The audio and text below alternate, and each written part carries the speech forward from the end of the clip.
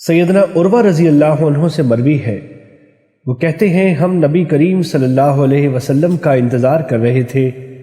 جب آپ صلی اللہ علیہ وسلم تشریف لائے تو آپ نے بالوں میں کنگھی کی ہوئی تھی اور وضو یا غسل کی وجہ سے سر سے پانی کے قطرے ٹپک رہے تھے۔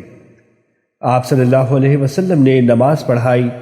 جب نماز سے فارغ ہوئے تو لوگ آپ سے سوال کرنے لگے کہ اے اللہ کے رسول، کیا اس طرح کرنے میں ہم پر کوئی حرج ہے؟ آپ صلی اللہ علیہ وسلم نے فرمایا، بے شک اللہ تعالیٰ کا دین آسانی والا ہے۔ آپ صلی اللہ علیہ وسلم نے 3 دفعہ یہ جملہ ارشاد فرمایا۔ حدیث نمبر 105 مسند احمد۔ سیدنا مقداد بن اسود رضی اللہ عنہ سے مروی ہے، وہ کہتے ہیں کہ رسول اللہ صلی اللہ علیہ وسلم نے فرمایا، روئے زمین پر اینٹوں والا گھر بچے گا نہ خیمے والا، مگر اللہ تعالیٰ اس میں کلمہ اسلام کو داخل کر دیں گے۔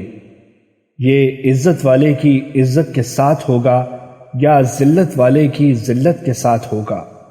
اس کی تفصیل یہ ہے کہ اللہ تعالیٰ بعض لوگوں کو اس طرح عزت دے گا کہ ان کو اہل اسلام بنا دے گا، اور بعض لوگوں کو اس طرح ذلیل کرے گا کہ وہ بھی بالآخر اس کے مطیع ہو جائیں گے۔ حدیث نمبر 106 مسند احمد۔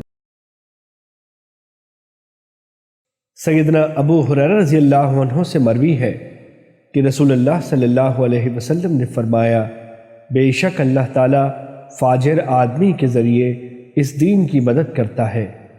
حدیث نمبر 109 مسند احمد۔